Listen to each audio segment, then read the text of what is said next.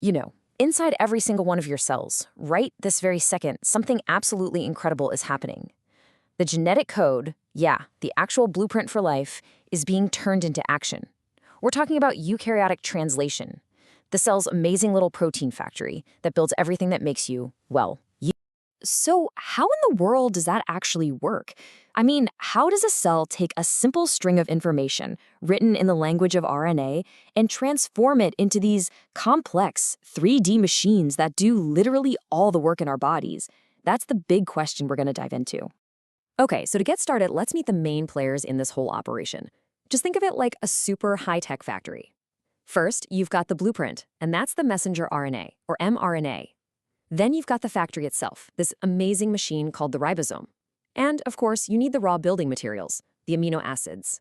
The whole process really unfolds in a few key stages, and it all starts with just getting the factory set up and ready to roll. This first part is called initiation, and it's all about assembly. First up, the small half of the ribosome, that's the 40S subunit. It grabs a whole toolkit of special proteins called initiation factors. Once it's all geared up, this little complex latches onto the mRNA blueprint. And finally, the big half, the 60th subunit, comes in and clamps down on top, forming the complete, ready-to-work ADS factory. But how does the ribosome know where on this long blueprint to even begin? Well, it's looking for a very specific signal. It's called the start codon. It's this three-letter sequence, AUG, that basically just screams, start building right here. And the ribosome doesn't just land on that start codon by pure luck. Nope. It actually attaches near the beginning of the mRNA, and then it scans its way down the line. It's actively searching, reading that code until, bam, it finds and locks on to that super important AUG. Now check this out. This is a perfect example of just how ridiculously efficient the cell is. The mRNA blueprint, it often forms a physical circle, bringing the end of the message right back around to the beginning. It's this brilliant little piece of biological engineering that means as soon as a ribosome finishes making one protein, it's in the perfect spot to just hop right back on and start the next one immediately. So clever. All right, so the factory is assembled. We've found the start site. Now we get to the heart of the process, elongation. This is the protein assembly line running at full tilt. Elongation is just this incredibly efficient, repeating process. You can almost think of it like a 3-beat rhythm, a little dance that adds one amino acid building block to the chain with every single cycle. Okay, so beat 1 is match. A special delivery molecule called a transfer RNA, or tRNA, shows up. It's carrying one single amino acid. Its job is to check if its own code is a perfect match for the next 3-letter codon on the mRNA blueprint sitting inside the ribosome. Once we get that perfect match, it's time for beat 2, link. The ribosome works its magic and creates a super strong chemical bond, called a peptide bond.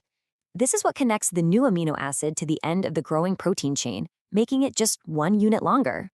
And the final beat in this rhythm is shift. The entire ribosome machine just scoots forward exactly one codon, 3 letters, down the mRNA. This whole movement is called translocation, and it kicks out the old empty tRNA and opens up a fresh spot for the next delivery guy to come in, ready to start that whole cycle all over again. Match, link, shift, over and over. So, this cycle can repeat hundreds, even thousands of times. But obviously, it can't just go on forever. So how does this super precise machine know exactly when the protein is finished? Well, the end of the line is signaled by one of 3 special stop codons on the mRNA, UAA, UAG, or UG. Now, these don't get matched by a tRNA carrying another building block.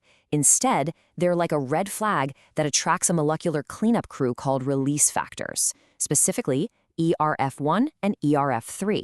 And what's really cool here is that instead of needing different cleanup crews for different stop signs, the cell has a universal spotter. This one release factor, ERF1, it recognizes all 3 of the stop codons.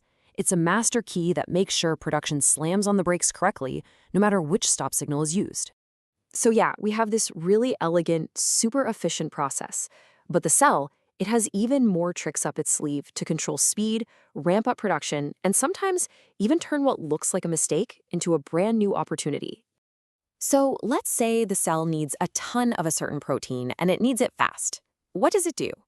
It uses a strategy called polysomes. This is where a whole bunch of ribosomes all jump onto the same mRNA blueprint and start translating it at the same time. It's literally the cellular version of having dozens of factories running on one single assembly line for mass production. This whole system, it sounds pretty perfect, right? Almost foolproof. But what happens if it's not? What if a ribosome gets to a stop codon and just keeps on going? What if it just runs the stop sign? Now, you'd probably think this would be a super rare, catastrophic error. But for some genes, this kind of thing, this translational read-through, happens in up to 10% of cases. 10%. That is a shockingly high number for what we'd normally call a biological mistake. This phenomenon is called leaky termination. It's essentially a glitch in the system that lets the ribosome ignore a stop sign and just keep adding amino acids. But here's the wild part. It's not always a mistake. This functional translational read-through can actually create longer, extended versions of proteins, adding new parts that can give them entirely new functions in the cell. It's evolution happening in real time. So, when you look at the whole picture, from the careful assembly of initiation, through that rhythmic beat of elongation, all the way to termination, and even its clever little glitches, this entire process is just absolutely central to everything a cell is and everything it does. When it all comes down to it, translation is the moment where information becomes physical reality. It's the fundamental process that takes the abstract genetic code that's stored away in our DNA and turns it into the actual functional protein molecules that do pretty much every single job required for life. And with that, the protein is built, a long chain of amino acids fresh off the factory floor. But its journey, it's so not over. In fact, right now it's just a long, floppy, kind of useless string. So the real question is, what has to happen next to turn this string into a working, three-dimensional machine? But that's a story for another time.